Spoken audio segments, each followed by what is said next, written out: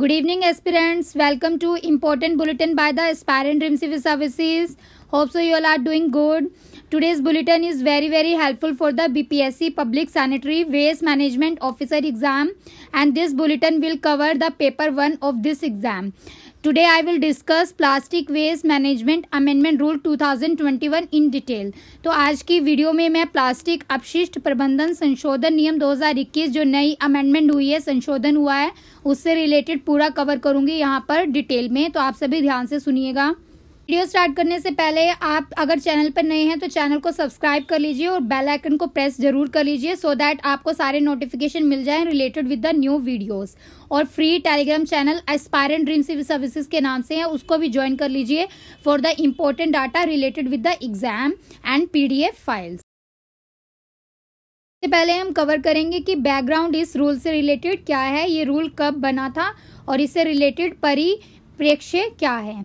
तो ministry of environment, forest and climate change जो है उसको मिनिस्ट्री ऑफ प्लास्टिक वेस्ट भी नोटिफाई किया गया है for the management rules of 2016 के लिए।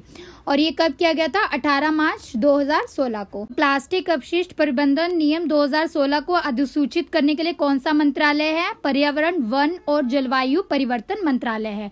और ये कब इस मंत्रालय ने इस रूल को, नियम को कब संदर्भित किया था? 18 मार्च 2016 को इसको नोटिफाई किया गया था। अब हम सॉलिड वेस्ट मैनेजमेंट रूल 2016 जो है अपशिष्ट प्रबंधन नियम 2016 से रिलेटेड कौन सी मिनिस्ट्री है, कौन सा मंत्रालय है, उसके बारे में पढ़ेंगे और ये कब किया गया था। तो 8 अप्रैल 2016 को सॉलिड वेस्ट मैनेजमेंट रूल 2016 को भी सेम मिनिस्ट्री ने ही नोटिफाई किया था। तो ये भी आपको एग्जाम के लिए याद रखना है। तो जो प्लास्टिक वेस्ट होता है ये एक सॉलिड वेस्ट का ही पार्ट है, इसलिए दोनों रूल को जो है अप्लाई करने के लिए प्लास्टिक वेस्ट को मैनेज किया जाता है इन द कंट्री। तो सेम रूल जो है दोनों के लिए अप्लाई किया गया था, बट बाद में इस रूल को जो है अलग अलग कर दिया गया था। सॉलिड वेस्ट मैनेजमेंट रूल 2016 एक अलग रूल बन गया था और प्लास्टिक वेस्ट मैनेजमेंट रूल 2016 एक डिफरेंट रूल मिल गया था, लेकिन दोनों के लिए एक ही मंत्रालय और मिनिस्ट्री थी। तो दोनों की डेट आपको याद रखनी है। अगर आपसे पूछेंगे कि अपशिष्ट प्रबंधन नियम 2016 को कौन से मंत्रालय ने कब किया था, तो आपका उत्तर रहेगा पर्यावरण, वन और जलवायु परिवर्तन मंत्रालय, और आंसर इसका रहेगा 18 मार्च 2016। और अगर आपसे पूछेंगे कि अपशिष्ट प्रबंधन नियम 2016 को कब अधिसूचित किया गया था, तो इसका आंसर रहेगा 8 अप्रैल 2016। अब हम डिटेल में पढ़ेंगे कि प्लास्टिक वेस्ट मैनेजमेंट रूल 2016 क्या है। तो प्लास्टिक अपशिष्ट प्रबंधन नियम 2016 के बारे में हम पूरा जानकारी देखेंगे यहाँ पर। जो प्लास्टिक वेस्ट मैनेजमेंट रूल 2016 है ये मैंडेट करता है कि जो भी जनरेटर हैं प्लास्टिक वेस्ट के, मतलब जो प्लास्टिक वेस्ट को जनरेट कर रहे हैं, उसको उत्पन्न कर रहे हैं, तो उनके लिए क्या क्या स्टेप्स जो हैं वो लिए जाने चाहिए। तो सबसे पहला स्टेप और सबसे पहला कदम ये है कि जो जनरेशन ऑफ प्लास्टिक वेस्ट है उसको मिनिमाइज किया जाए। मतलब प्लास्टिक वेस्ट को जितना आप कम मात्रा में उत्पन्न कर सकते हैं उतना ही कम इसको उत्पन्न किया जाए, जनरेट किया जाए। And it is not to litter the plastic waste. तो इसको इधर उधर फैलाना नहीं चाहिए। उसके लिए जो है इम्पोर्टेंट कदम और इम्पोर्टेंट स्टेप्स जो हैं वो लिए गए थे इस रूल के द्वारा। तो सबसे पहले जो है इसमें जो सोर्स होता है कि जहाँ से ये प्लास्टिक वेस्ट जो है जनरेट होता है, तो उसको कैसे सेग्रीगेट करना चाहिए, उसकी स्टोरेज कैसे करनी चाहिए प्लास्टिक वेस्ट की, उसका भंडारण कैसे करना चाहिए। तो सबसे पहला स्टेप जो है इस रूल में ये बताया गया था।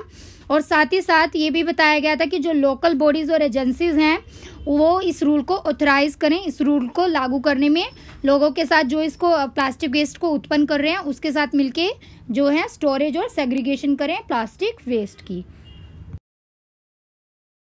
जो ये रूल है इसने मैंडेट किया था जो भी रिस्पॉन्सिबिलिटी है, जिम्मेदारियां हैं लोकल बॉडीज़ की, ग्राम पंचायत हो गया, जो वहाँ के स्थानीय निकाय हैं जैसे कि ग्राम पंचायत, और जो वेस्ट को उत्पन्न कर रहे हैं, वेस्ट जनरेटर या कचरा पैदा करने वाले लोग हैं, उसके लिए जो रिस्पॉन्सिबिलिटी जिम्मेदारी है उससे रिलेटेड रूल बनाए गए थे। और जो रिटेलर्स हैं या स्ट्रीट वेंडर्स हैं, मतलब जो विक्रेता हैं, जो प्लास्टिक से रिलेटेड, वेस्ट से रिलेटेड विक्रेता हैं या रेडी वाले हैं या पटरी वाले हैं, तो उन सब की जिम्मेदारियों को इस रूल में जो है बताया गया था। तो हमारे एग्जाम के लिए पेपर 1 के लिए क्या इंपॉर्टेंट है, हमारे पेपर में आ सकता है कि plastic management rule amendment rule 2021 जो है उससे रिलेटेड जो डाटा मैं अभी कवर करूंगी वो एग्जाम में आ सकता है पेपर 1 में। तो प्लास्टिक अपशिष्ट प्रबंधन संशोधन नियम 2021 जो है वो कब कंफर किया गया था, कब इसको शक्तियां प्रदान की गई थी। तो सेक्शन 6, 8 और 25 में जो इन्वायरमेंट प्रोटेक्शन एक्ट 1986 आया था उसके अंदर 29 आइटम्स थी, 1986 में आया था। तो सेंट्रल गवर्नमेंट ने ये फॉलोइंग रूल्स बनाए थे to amend the plastic management rule of 2016। तो आपको ये धारा याद रखनी है, धारा 6, 8 और 25 द्वारा जो शक्तियां हैं वो प्रदान की गई थी केंद्र सरकार ने। कैसे प्रदान की थी, जो प्लास्टिक अपशिष्ट प्रबंधन नियम 2016 है उसमें संशोधन करके। अब हम पूरा डिटेल में देखेंगे कि क्या अमेंडमेंट हुई थी इस रूल में और क्या संशोधन किए गए थे। हम इस रूल के बारे में पढ़ेंगे कि पहले क्या रूल था, 2016 में कौन सा नियम था और 2021 में क्या संशोधन किया गया, क्या अमेंडमेंट की गई। तो सबसे पहले हम रूल 2 नियम 2 के बारे में पढ़ेंगे कि प्रीवियस रूल पहले जो नियम था वो क्या था 2016 का।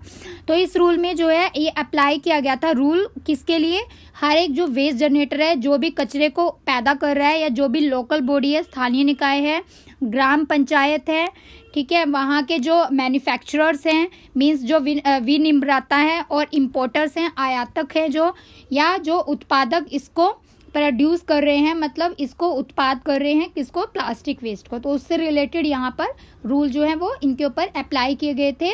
इनको आपको याद रखना है, इसमें से आपको ऑप्शन दे देंगे एग्जाम में कि 2016 रूल जो है वो किस किस के लिए अप्लाई किया गया था। तो ये आपको एग्जाम के लिए याद रखना है। देखते हैं 2021 अगस्त में जो नया अमेंडमेंट हुआ था वो क्या हुआ था। तो संशोधित नियम देखेंगे 2021 का। तो इस रूल में जो है ये वेस्ट जनरेटर को अप्लाई किया गया था, सेम है इसमें यहाँ तक, तो लोकल बॉडीज भी सेम है, ग्राम पंचायत, मैन्युफैक्चरर्स जो है, इंपोर्टर्स जो है जो इसको इंपोर्ट करते हैं, निर्यात करते हैं इसका, या जो कोई कंपनी के ब्रांड ओनर्स हैं, प्लास्टिक के कंपनी के जो ब्रांड ओनर्स हैं वो सब, और प्लास्टिक वेस्ट प्रोसेसर हैं जो प्लास्टिक वेस्ट की रिसाइकलिंग कर रहे हैं, को प्रोसेसिंग कर रहे हैं और इसको प्रोड्यूस कर रहे हैं। तो इन सब के ऊपर ये रूल जो है अप्लाई किया गया था संशोधन के बाद। तो आप सभी ध्यान से सुनिएगा, मैं हिंदी में भी बता देती हूँ। जो संशोधित नियम था 2021 का, उसमें अपशिष्ट उत्पादक को स्थानीय निकाय, ग्राम पंचायत, निर्माता, ब्रांड स्वामी और जो भी प्लास्टिक अपशिष्ट संसाधक है और जो सह संसाधक हैं और जो उत्पादक हैं उन सब पर ये रूल जो है ये नियम लागू किया गया था। तो ये आपको अच्छे से क्लियर हो गया होगा। आगे चलते हैं, अगला रूल देखते हैं। रूल 2 को समझते हैं, इसकी अंडरस्टैंडिंग करते हैं। तो ये रूल जो है किस किस पर एप्लीकेबल मतलब लागू हुआ था। तो ये रूल जो है ये एप्लीकेबल हुआ था ब्रांड ओनर्स के ऊपर, और जो प्लास्टिक वेस्ट प्रोसेसिंग फैसिलिटी है उसके ऊपर भी इसको लागू किया गया था। तो इन दोनों को आपको याद रखना है। ब्रांड मालिक हो गए, जो कंपनी के मालिक होते हैं प्लास्टिक वगैरह जो बनाते हैं, और प्लास्टिक अपशिष्ट प्रसंस्करण सुविधा के ऊपर भी इसको लागू किया गया था। रूल 3 और नियम 3 देखते हैं कि कौन सी नई डेफिनेशन, कौन सी नई परिभाषा रूल 3 के साथ जोड़ी गई थी। तो जो नॉन वोवन प्लास्टिक बैग है उसका मीनिंग समझाया गया था नई डेफिनेशन के अंदर। तो गैर बुने हुए प्लास्टिक बैग का क्या अर्थ होता है। तो वोवन प्लास्टिक बैग जो होता है ये प्लास्टिक शीट से बनता है, जो वेब स्ट्रक्चर्ड फैब्रिक होते हैं और ये जो फाइबर्स की फॉर्म में होते हैं, और ये फिलामेंट बॉन्डेड किया जाता है इसको बनाने के लिए। और कैसे फिलामेंट्स को बॉन्ड किया जाता है, जोड़ा जाता है, मैकेनिकल प्रोसेस से, केमिकल या फिर हीट देके या थर्मल प्रोसेस से इसको जोड़ा जाता है। तो जो नॉन वोवन फैब्रिक्स होते हैं इसका क्या मतलब होता है, इसकी डेफिनेशन अगर एग्जाम में आएगी तो आपको ये बतानी है कि एक फ्लैट टफ्टेड पोरस शीट होती है जो डायरेक्टली मेड होती है, मतलब बनी होती है from the plastic fibres, molten plastic से या फिर प्लास्टिक फिल्म्स। गैर बुने हुए प्लास्टिक बैग का क्या अर्थ होता है। ये जो है गैर बुना हुआ प्लास्टिक बैग यांत्रिक, रासायनिक या थर्मल माध्यम से इसको बांधते हैं, इसको जोड़ते हैं, और जो फाइबर फिलामेंट्स होते हैं उसके द्वारा इसको जोड़ा जाता है।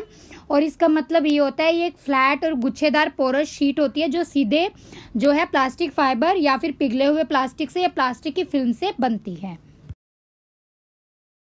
रूल 3 नियम 3 के अंदर कौन सी नई परिभाषा या डेफिनेशन जोड़ी गई है? तो रूल 3 में आपको याद रखना है कि जो प्लास्टिक वेस्ट की प्रोसेसिंग है उससे रिलेटेड कुछ भी अगर डेफिनेशन दी होगी तो वो रूल 3 के अंदर आ जाएगी। तो रूल 3 में जो प्लास्टिक वेस्ट प्रोसेसिंग है जिसका मतलब होता है कोई भी प्लास्टिक की अगर रिसाइकलिंग कर रहे हैं या फिर को प्रोसेसिंग कर रहे हैं या प्लास्टिक को ट्रांसफॉर्म कर रहे हैं किसी अदर फॉर्म के अंदर, तो वो रूल 3 के अंदर परिभाषित की गई है। तो प्लास्टिक अपशिष्ट प्रसंस्करण का अर्थ यह होता है कि वो प्रसंस्करण जो पुनः चक्रण, सह प्रसंस्करण या फिर परिवर्तन किया गया हो तो वो इसकी परिभाषा के अंदर आता है। रूल 2 में मैंने आपको बता दिया कि वो किस किस के लिए अप्लाई किया गया था। जो वेस्ट जनरेटर होते हैं जो कूड़ा को पैदा करते हैं, लोकल बॉडी, ग्राम पंचायत, मैन्युफैक्चरर्स, जो इंपोर्टर्स होते हैं, आयातक होते हैं, जो brand companies, plastic waste processors हो गए, ये सब रूल 2 के अंदर जो अमेंडेड वाला है वो हैं। तो रूल 2 जो है वो किसके लिए? ब्रांड ओनर्स के लिए, प्लास्टिक वेस्ट प्रोसेसिंग फैसिलिटी के लिए इसको अप्लाई किया गया था। तो रूल 3 के अंदर आपको क्या मेंशन किया गया है? नॉन वोवन प्लास्टिक बैग की डेफिनेशन आपको याद रखनी है कि गैर बुने हुए प्लास्टिक बैग का क्या अर्थ है। और रूल 3 के अंदर प्लास्टिक वेस्ट की प्रोसेसिंग से रिलेटेड जो रिसाइकलिंग वगैरह की प्रोसेस है वो सब भी इसके अंदर परिभाषित की गई है। रूल 3 के अंदर ही सिंगल यूज प्लास्टिक कमोडिटी के बारे में बताया गया। तो अगर एग्जाम में पूछते हैं कि एकल उपयोग वाला प्लास्टिक की वस्तु जो होती है उसका अर्थ कौन से रूल में दिया हुआ है, तो आपको आंसर रहेगा रूल 3 या फिर नियम 3 के अंदर इसको परिभाषित किया गया है। तो अब देखते हैं कि सिंगल यूज प्लास्टिक कमोडिटी क्या होती है। तो ये एक प्लास्टिक की आइटम होती है जिसको यूज किया जाता है एक ही बार फॉर द सेम पर्पज। तो वो प्लास्टिक की आइटम, वो प्लास्टिक की वस्तु जिसको आप बस एक ही बार उपयोग कर सकते हैं, उसका मेन उद्देश्य यही है कि आप उसको बस एक ही बार यूज करेंगे, उसको दोबारा यूज नहीं कर सकते हैं। तो उसको क्या बोलते हैं? एकल उपयोग वाली प्लास्टिक की वस्तु। अब दूसरी डेफिनेशन इसमें किसकी मेंशन है? थर्मोसेट प्लास्टिक क्या होता है? तो थर्मोसेट प्लास्टिक का मतलब होता है वो प्लास्टिक जो कि इरिवर्सिबली हो और रिजिड हो, जब भी उसको हीट करें तब भी वो चेंज ना हो दूसरी फॉर्म के अंदर। तो इरिवर्सिबल का मतलब है जो दोबारा जिस फॉर्म के अंदर है उसी फॉर्म में रहेगा, दोबारा इसको किसी और फॉर्म के अंदर हम ट्रांसफॉर्म नहीं कर सकते किसी भी प्रोसेस के द्वारा। This is called as a thermoset plastic. Next is the thermoplastic. तो थर्मोप्लास्टिक की क्या डेफिनेशन होती है? वो प्लास्टिक जिसको सॉफ्ट किया जाता है हीटिंग करने पर, तो जिसको तापमान जो है गर्म तापमान में रखा जाता है नरम उसको बनाने के लिए, and this can be moulded into a desired shape, और उसको डिफरेंट फॉर्म्स के अंदर चेंज किया जाता है, तो उसको क्या बोलते हैं? थर्मोप्लास्टिक। अब हम रूल 4 के बारे में पढ़ेंगे और इसका सब रूल 1 क्या है। तो पहले 2016 का क्या रूल था, नियम था, और 2021 में जो अमेंडमेंट संशोधन हुआ उसके बाद क्या रूल है, दोनों मैं यहाँ पर आपको बताऊंगी रूल 4 के अंदर, नियम 4 के अंदर। तो रूल 4 के अंदर मैन्युफैक्चरर्स जो होते हैं और जो इंपोर्टर होते हैं, निर्यातक होते हैं, जो स्टॉकिंग करते हैं प्लास्टिक मटेरियल की या डिस्ट्रीब्यूट करते हैं, उसको इधर उधर भेजते हैं, सेल करते हैं, या फिर उससे कैरी बैग्स वगैरह जो हैं यूज़ करते हैं, या वो प्लास्टिक की शीट्स बनाते हैं, या फिर वो मल्टी लेयर्ड पैकेजिंग वगैरह का काम करते हैं। तो ये सब जो है वो रूल 4 के अंदर सब रूल 1 के अंदर मेंशन है। ये कब था? रूल 2016 नियम के अंदर। अब 2021 में किसको ऐड किया गया था इसके अंदर? रूल 4 के अंदर जो भी मैन्युफैक्चरर है, इंपोर्टर है, स्टॉकिंग या डिस्ट्रीब्यूशन, सेल वाले, ये तो सब सेम है। इसमें बस इसमें क्या मेंशन कर दिया गया था कि जो मल्टी लेयर पैकेजिंग करते हैं उनके लिए फॉलोइंग कंडीशंस लगा दी गई थी। तो उनके लिए क्या कंडीशन लगाई थी वो देखते हैं हम। उनको ये बोला गया था कि जो भी कैरी बैग होता है वो वर्जन या रिसाइकिल्ड प्लास्टिक होना चाहिए। तो जो भी प्लास्टिक बनाएंगे आप वो जो है उसको रिसाइकल हो जाना चाहिए। वो मतलब ऐसा नहीं कि एक ही बार यूज़ करें और उसके बाद उसको यूज़ ना किया जा सके। तो ये रूल जो है अमेंड किया था 2021 के अंदर, और इसमें जो है कुछ लिमिटेशंस लगाई गई थी कि जो ये प्लास्टिक है वो कैसे फॉर्म में होना चाहिए। तो इसमें क्या है? It should not be less than 75 microns. तो वो 75 माइक्रॉन से कम नहीं होना चाहिए। उसकी जो थिकनेस है, उसका मोटापा है, वो 75 माइक्रॉन से कम नहीं होना चाहिए। और 30 सितंबर 2021 को ये रूल जो है लागू किया गया था। और साथ ही साथ 120 माइक्रॉन्स उसकी थिकनेस होनी चाहिए। ये कब किया गया था? ये 31 दिसंबर 2022 तक इसको लागू किया गया है। तो अभी तक का जो प्लास्टिक है 2021 सितंबर तक का, वो कितना थिकनेस का है? 75 माइक्रोन का। और 31 दिसंबर 2022 से नया जो रूल लागू होगा इस अमेंडमेंट के तहत, वो कितना हो जाना चाहिए उसकी थिकनेस प्लास्टिक की? 120। तो ये आपको याद रखना है एग्जाम के लिए। रूल 4 के अंदर जो सब रूल क्लोज एच है उसके अंदर क्या मेंशन किया गया है वो भी देखते हैं। नया नियम 4 जो है उसके अंदर क्या और अमेंडमेंट की गई थी, पहले क्या था, वो दोनों देखेंगे। तो 2016 में ये प्रोविज़न थी कि जो प्लास्टिक है उसकी थिकनेस जो है वो एप्लीकेबल नहीं होनी चाहिए, किसके लिए, कैरी बैग्स के लिए जो कंपोस्टेबल प्लास्टिक के से बने हों। तो वो कैरी बैग जो कंपोस्टेबल प्लास्टिक से बने हों उसको ज़रूरी है कि उनको आईएस जो स्टैंडर्ड रूल है उसको टाइटल को फॉलो करना है, उसकी स्पेसिफिकेशन को फॉलो करना है, कंपोस्टेबल प्लास्टिक्स वाले रूल को, ठीक है। और उसको टाइम टू टाइम अमेंडमेंट करते रहना है। तो जो भी मैन्युफैक्चरर या सेलर्स हैं जो कंपोस्टेबल प्लास्टिक या कैरी बैग्स का काम करते हैं तो उनको अपने पास एक सर्टिफिकेट रखना ज़रूरी है। जो कौन देगा उनको वो सर्टिफिकेट, कौन लागू करेगा, सेंट्रल पोल्यूशन कंट्रोल बोर्ड जो है, मार्केटिंग या सेलिंग करने से पहले। अब जो नया अमेंडमेंट हुआ है 2021 में वो देखते हैं क्या अमेंडमेंट लागू किया गया है। इसमें यह बताया गया था कि जो प्रोविज़न है थिकनेस की, it shall not be applicable to the carry bag and commodities made of compostable plastic. तो पहले जो है वो सिर्फ कैरी बैग्स के लिए था। अब जो है अगर उससे कोई भी वस्तु बनती है, कोई भी नई कमोडिटी बनती है कंपोस्टेबल प्लास्टिक थे, तो उसके ऊपर भी ये रूल जो है वो लगाया गया था। और साथ ही साथ जो है इसको इंडियन स्टैंडर्ड्स को फॉलो करना है। उसकी जो टाइटल स्पेसिफिकेशन है कंपोस्टेबल प्लास्टिक की जो कमोडिटी है वो भी उसको फॉलो करना है। और जो सेलर है या मैन्युफैक्चरर्स है उसको कैरी बैग को या कमोडिटी को दोनों को रखने के लिए एक सर्टिफिकेट लेना पड़ेगा सेंट्रल पोल्यूशन कंट्रोल बोर्ड से, उसको बेचने से पहले या उसको खरीदने से पहले। तो ये आपको रूल समझ आ गया होगा। अगला रूल देखते हैं। रूल 4 के अंदर ही क्लोज जे के अंदर क्या नया क्लोज ऐड किया गया था। तो इसमें जो है जे में आपको याद रखना है कि non woven plastic carry bag की डेफिनेशन जो है वो बताई गई थी। तो वो कितनी होनी चाहिए, इसकी स्पेसिफिकेशन बताई थी कि 60 ग्राम पर स्क्वायर मीटर से वो कम नहीं होना चाहिए। और ये इफेक्ट कब से लागू होगा, 30 सितंबर 2021 से इसको लागू किया गया था। तो रूल 4 सब रूल 2 के अंदर देखते हैं क्या नई अमेंडमेंट संशोधन किया गया है।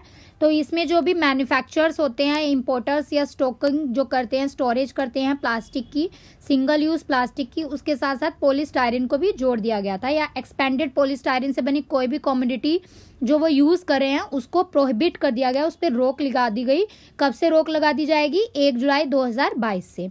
और जो भी सिंगल यूज़ या ऐसे पॉलीस्टायरीन से बने हुए ईयरबड वगैरह होते हैं या प्लास्टिक स्टिक, जहाँ पर भी ये प्लास्टिक यूज़ हो रहा है, जैसे बैलून, प्लास्टिक फ्लैग्स में, आइसक्रीम में, कैंडीज़ वगैरह में, तो इन सबको के ऊपर भी रोक लगा दी जाएगी। 1 जुलाई 2022 के बाद जो है ये नहीं यूज़ किए जाएंगे। आपको बस ये याद रखना है कि जो सिंगल यूज़ प्लास्टिक है सिर्फ उसी के ऊपर प्रतिबंध मतलब लागू नहीं है, वो चीज़ वो प्रोहिबिटेड है, उसको मनाही की गई है 1 जुलाई 2022 से। उसके अलावा जो भी SUPs या अदर चीज़ें हैं जो सिंगल यूज़ प्लास्टिक में नहीं आती है उसके ऊपर रोक नहीं लगाई गई है। अब रूल 4 के सब रूल 3 के अंदर देखते हैं क्या अमेंडमेंट की गई थी। तो it shall not apply to the commodities made of compostable plastic. तो कोई भी कंपोस्टेबल प्लास्टिक कमोडिटी के ऊपर कोई भी प्रोहिबिशन नहीं लगाई जाएगी, कोई भी रोक नहीं लगाई जाएगी एज पर द नियम 4 ऑफ सब रूल 3 के अंदर। अब नया रूल जो 4 का सब रूल 4 है उसके अंदर नई अमेंडमेंट क्या की गई है। तो कोई भी नोटिफिकेशन अगर आएगा जो लागू किया जाएगा, मतलब जो रोक करेगा मैन्युफैक्चरर या इंपोर्टर्स या डिस्ट्रीब्यूटर, जो ब्रांड होते हैं, सेलर्स होते हैं, जो भी कैरी बैग वगैरह यूज़ करते हैं, प्लास्टिक शीट यूज़ करते हैं, तो उनके ऊपर कोई भी नोटिफिकेशन जो है वो तभी अप्लाई होगा जब 10 साल जो है उस नोटिफिकेशन को लागू किए हुए हो जाएंगे। तो जो कोई भी नया अगर इसके ऊपर प्रोहिबिशन लगाया जाएगा तो वो कैरी बैग से रिलेटेड या शीट से related, it will be applicable only after the 10 years from its notification. तो 10 साल पहले उनको बताना पड़ेगा उसको रोक लगाने के लिए, उस पर कोई भी प्रोहिबिशन लगाने के लिए। रूल 5 देखते हैं वो क्या कहता है। रूल 5 का सब रूल 1 जो है वो क्लोज डी के अंदर आता है। इसमें ये बताया गया था कि जो भी प्लास्टिक वगैरह की रिसाइकलिंग या प्रोसेसिंग करते हैं, फैसिलिटीज़ करते हैं प्लास्टिक वेस्ट की, तो वो जो है डिस्पोज होनी चाहिए with the solid waste management rule of 2016। तो जो भी अपशिष्ट प्रबंधन रूल 2016 है उसका जो नियम है उसके अनुसार ही अमेंडमेंट होनी चाहिए टाइम टू टाइम, उसको ध्यान में रखते हुए। तो ये रूल 5 सब रूल 1 क्लोज डी ये कहता है। रूल 6 क्या कहता है? रूल 6 में जो सब रूल 2 है वो ये कहता है कि जो भी नई अमेंडमेंट या संशोधन किए गए हैं उससे रिलेटेड जो भी प्रोविजंस हैं, रूल्स हैं, जो भी नियम हैं, वो सभी को एडियर किया जाएगा, मतलब उसको इनको फॉलो करना पड़ेगा और ये लागू किए जाने चाहिए, मतलब इन रूल्स का अमेंडमेंट होना चाहिए। और रूल 7 भी ये कहता है कि इंश्योर करें कि जो भी प्रोविजंस हैं इस रूल की उनको अमेंडमेंट करते रहना चाहिए और वो एडियर होनी चाहिए, मतलब उसको फॉलो करना चाहिए लोगों को। रूल 9 जो है ये क्या कहता है कि जो भी प्रोड्यूसर्स हैं उनको 6 महीने के अंदर अंदर from the date of publication of these rule, मतलब जब ये रूल पब्लिकेशन हुए हैं उसके 6 महीने के अंदर अंदर उन प्रोड्यूसर्स को वर्क करना पड़ेगा उनकी मोडालिटीज़ पे related with the waste collection system, जो किस पे बेस्ड होना चाहिए? एक्सटेंडेड प्रोड्यूसर रिस्पॉन्सिबिलिटी के ऊपर, जो कि ईपीआर मॉडल होता है। तो ईपीआर मॉडल के बारे में मैं आपको पूरा डिटेल में अभी बताऊंगी। ईपीआर क्या होता है? एक्सटेंडेड प्रोड्यूसर रिस्पॉन्सिबिलिटी होती है। इसके अंदर स्टेट अर्बन डेवलपमेंट डिपार्टमेंट जो है वो इन्वॉल्व होते हैं। यहाँ के जो लोकल जो स्थानीय निकाय बॉडीज होती है, अथॉरिटीज होती हैं, उसके साथ मिलकर काम करते हैं related with this EPR rules. ये रूल जो अमेंडमेंट किए गए हैं वो क्या बने हैं और पहले क्या रूल थे वो भी देखते हैं। तो पहले ये नियम था कि जो भी प्लास्टिक कैरी बैग है या किसी भी प्रोडक्ट की अगर मल्टी लेयर पैकेजिंग कर रहे हैं तो उसके ऊपर जो इन्फॉर्मेशन है वो प्रिंटेड होनी चाहिए इंग्लिश में। तो क्या क्या इन्फॉर्मेशन होनी चाहिए? नाम होना चाहिए उस प्रोडक्ट का, रजिस्ट्रेशन नंबर की कब वो रजिस्टर किया है, वो मैन्युफैक्चर कब किया गया, उसकी थिकनेस कितनी है, या फिर नेम, रजिस्ट्रेशन नंबर, और मल्टी लेयर अगर पैकेजिंग है तो उसमें भी ये सब चीज़ें मेंशन होनी चाहिए। तो नया जो 2021 का रूल है उसमें क्या नियम जो है संशोधित किया गया वो देखते हैं। तो इसके अंदर हर एक प्लास्टिक कैरी बैग के ऊपर प्लास्टिक की पैकेजिंग होनी चाहिए। उसके साथ साथ ही मल्टी लेयर पैकेजिंग जो है उसके ऊपर प्रिंट होना चाहिए इंग्लिश में, उसका नाम क्या है, रजिस्ट्रेशन नंबर क्या है, उसके मैन्युफैक्चरर का नाम, प्रोड्यूसर या ब्रांड ओनर का नाम, और उस प्लास्टिक बैग जो पैकेट है मल्टीलेयर पैकेजिंग है उसकी थिकनेस कितनी है। तो ये सारी इन्फॉर्मेशन इसमें मेंशन होनी चाहिए। साथ ही साथ जो प्लास्टिक पैकेजिंग है वो कौन से ब्रांड ओनर के द्वारा यूज़ की जा रही है, उसका ब्रांड ओनर कौन है, उसका मालिक कौन है, वो भी उसके ऊपर लिखा होना चाहिए। तो ये नया नियम जो संशोधित हुआ है उसके तहत ये लागू किया गया था। और साथ ही साथ इसमें जो प्रोडक्ट है उसकी नेम, रजिस्ट्रेशन नंबर तो हो गया, जो मैन्युफैक्चर उसको बना रहा है उसका तो है नाम होना चाहिए। तो इसमें क्या एक्सक्लूड कर दिया गया? मल्टी लेयर पैकेजिंग जो इम्पोर्टेड प्रोडक्ट्स के केस में है उस केस में इसको हटा दिया गया कि ज़रूरी नहीं है कि मल्टी लेयर पैकेजिंग इसके ऊपर मेंशन होनी चाहिए कि किसने की है। तो ये सब क्लॉज 2 के अंदर आ जाता है। तो ब्रांड ओनर के केस में होनी चाहिए मल्टी लेयर पैकेजिंग के ऊपर मेंशन, और अगर मल्टी लेयर पैकेजिंग इम्पोर्टेड कोई प्रोडक्ट है तो उसके ऊपर ज़रूरी नहीं है कि ये सब चीज़ें मेंशन होनी चाहिए। थर्ड क्या रूल है इसका कि नेम और सर्टिफिकेट नंबर जो प्रोड्यूसर जो इसको बना रहा है रूल 4H के अंदर उसका नाम और सर्टिफिकेट भी होना चाहिए in case of carry bag अगर वो कंपोस्टेबल प्लास्टिक से बने हैं। सभी को कंपोस्टेबल प्लास्टिक के बारे में तो पता होगा। कंपोस्टेबल प्लास्टिक होता है जो प्राकृतिक परिस्थितियों में अपघटनीय पदार्थ होता है, मतलब जो बायोडिग्रेड हो सकता है, जिसको हम डिग्रेड कर सकते हैं, that is come under the heading of compostable plastic. Rule 12 सब रूल 2 के अंदर क्या मेंशन है अब देखते हैं। जो कंसर्न सेक्रेटरी इंचार्ज होते हैं अर्बन डेवलपमेंट ऑफ स्टेट के, यूनियन टेरिटरी के, तो उनके पास अथॉरिटी होती है कि वो इन सभी प्रोविजंस जो है रूल से, नियम से रिलेटेड उसको एनफोर्स करे, उसको लागू करे रिलेटेड विद जो वेस्ट मैनेजमेंट है या वेस्ट जनरेटर जो है को उत्पन्न कर रहे हैं उनके ऊपर जो रिस्ट्रिक्शंस हैं उन सबको लागू करने के लिए सेक्रेटरी इंचार्ज और अर्बन डेवलपमेंट ऑफ स्टेट के जो अथॉरिटी है उसके बारे में रूल 12 में दिया गया है। 12 सब रूल 3 के अंदर क्या मेंशन है? जो भी कंसर्न ग्राम पंचायत है या अथॉरिटी है जो इस रूल को एनफोर्स करेगी, इन प्रोविजंस को लागू करेगी, रिस्ट्रिक्शंस, प्रोहिबिशन जो है प्लास्टिक कैरी बैग से रिलेटेड वो सब जो है रूल्स 12 के सब रूल 3 के अंदर मेंशन है। रूल 13 सब रूल 1 देखते हैं। ये भी इम्पोर्टेंट रूल है। इसमें कोई भी पर्सन या मैन्युफैक्चरर कैरी बैग जो बनाता है, रिसाइकल करता है प्लास्टिक बैग को या मल्टी लेयर जो पैकेजिंग वाले प्रोडक्ट्स होते हैं उसको ये ज़रूरी है कि वो रजिस्ट्रेशन कराए किससे? स्टेट पोल्यूशन कंट्रोल बोर्ड से, या जो भी पोल्यूशन कंट्रोल कमेटी वहाँ की अथॉरिटी है यूनियन टेरिटरी की, उससे उसको रजिस्ट्रेशन कराना ज़रूरी है। Friends, this is all about the detail information of the rule. तो होप सो आप सबको समझ आएगा अच्छे से। तो plastic waste management amendment rule 2021 से रिलेटेड जितनी भी इंपॉर्टेंट चीज़ें हैं मैंने वो यहाँ पर इंपॉर्टेंट बुलेटिन में कवर कर दी हैं। आप इसको सुनिए, अच्छे से इसको डिटेल में समझिए, इससे रिलेटेड क्वेश्चन एग्जाम में आपको ज़रूर मिलेंगे। और ये पेपर 1 का पार्ट है। ऐसे ही मैं इंपॉर्टेंट बुलेटिन में इंपॉर्टेंट टॉपिक जो आपके पेपर 1 से रिलेटेड है उनको कवर करूँगी। तो आप ज़्यादा से ज़्यादा इंपॉर्टेंट बुलेटिन को देखिए और अपने फ्रेंड्स के साथ और ग्रुप्स के साथ भी शेयर कीजिए इसको, सो दैट उनको भी जो है राइट गाइडेंस मिल सके इस एग्ज़ाम से रिलेटेड। और टेलीग्राम चैनल को ज़रूर ज्वाइन कर लीजिएगा, एस्पायरेंट ड्रीम सिविल सर्विसेज के नाम से है। तो मिलते हैं नई वीडियोज़ के साथ जल्द ही। और पेपर 2 के लिए ऑलरेडी मैंने वीडियोस प्रोवाइड कर दी हैं, सुपर टेस्ट सीरीज भी और थ्योरी क्लासेस भी। अगर आपने वो नहीं देखी है तो डिस्क्रिप्शन बॉक्स में लिंक प्रोवाइडेड है, वहां पर आप जाकर देख सकते हैं। और प्लेलिस्ट भी अलग से बनाई गई है BPSC public sanitary waste management officer exam के लिए। तो आप वो प्लेलिस्ट जो है यहाँ से ओपन करके सारी वीडियोज को एक ही जगह देख सकते हैं। So thanks for watching this important bulletin. जय हिंद।